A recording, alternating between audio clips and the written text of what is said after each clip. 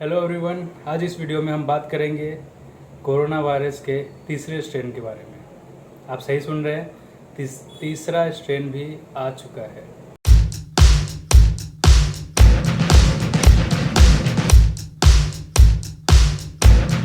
सबसे ताज्जुब की बात यह है, बहुत सरप्राइजिंग वे में म्यूटेट कर रहा है। इसको पता है कि ये वायरस सेंस कर पा रहा है या फिर ये इस चीज़ को समझ पा रहा है कि इसको किसी भी वैक्सीन से या इसके एंटीडोट से किस तरह से बचना है और खुद को किस तरह से म्यूटेट करना है।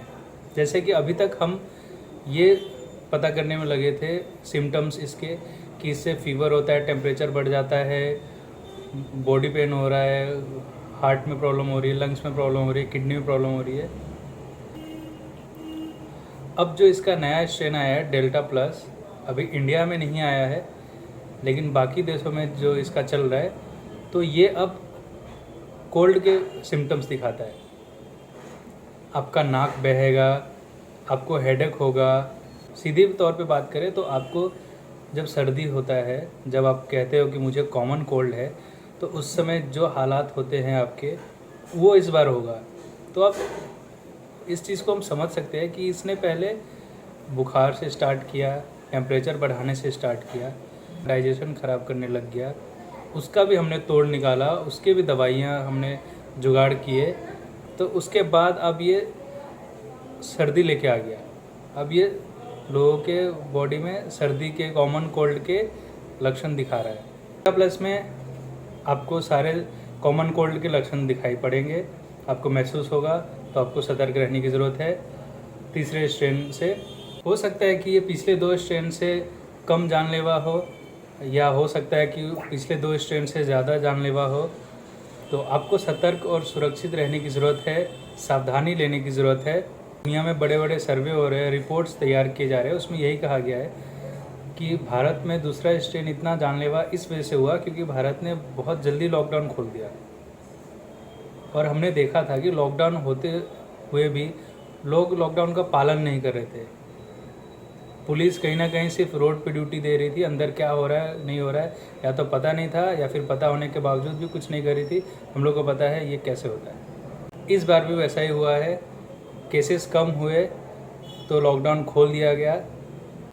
दिल्ली सरकार ने हाल ही में कहा था कि वो तीसरे वेव से बचने की तैयारी में जुटे हैं। 25 ऑक्सीजन टैंकर्स प्रोक्योर करने की बात कही है, ऑक्सीजन प्लांट्स के ऊपर बात किया है कि उसके लिए भी हम तैयारी कर रहे हैं। लेकिन फिर से ऐसा ना हो जैसा इस बार हुआ था। आरटीआई में सामने आया था कि पहले वेव में दिल्ली सरकार ने बोला था कि वो ऐसे ही कुछ मेडिकल उपकरणों को प्रोक्योर करने वाले, खरीदने वाले, अपने पास रखने वाले हैं ताकि ऐसे महामारी में सहायक हो। लेकिन आरटीआई में पता लगा कि उन्होंने एक भी ऑर्डर प्लेस नहीं किया था, एक चीज़ भी नहीं खरीदा उन्होंने। सेकेंड वेव ख़त्म हो गया, लगभग ख़त्म ही हो गया है, लेकिन फिर से वही बात कही जा रही है तीसरे वेव से बचने की तैयारी में। आशा करते हैं कि तीसरा वेव ना आए, लेकिन अगर आती है तो फिर ये सामने आ जाएगा कि दिल्ली सरकार ने सच में तैयारी की भी थी या नहीं।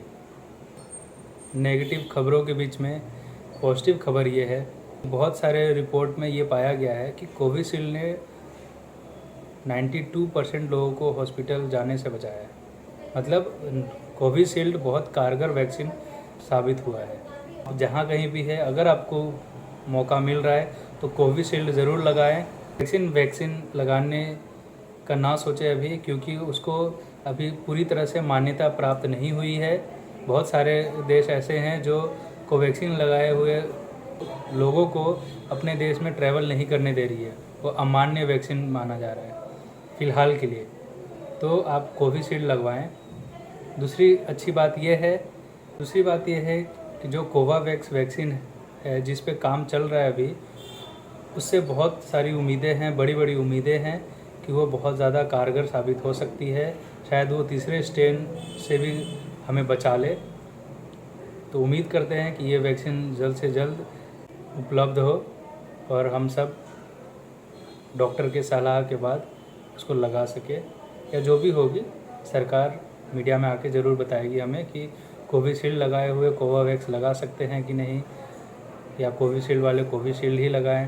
क्या पता कोविशील्ड को और बेहतर तरीके से तैयार किया जा रहा हो ताकि वो तीसरे स्ट्रेन से मुकाबला कर सके। आपको आगे ये सारे अपडेट देते रहूँगा। मिलेंगे अगली वीडियो में, उसमें मैं बात करूँगा कोल्ड ड्रिंक के बारे में और जानेंगे कि वो ठंडा ठंडा कूल कूल होता है या महंगा महंगा फूल फूल होता है। धन्यवाद।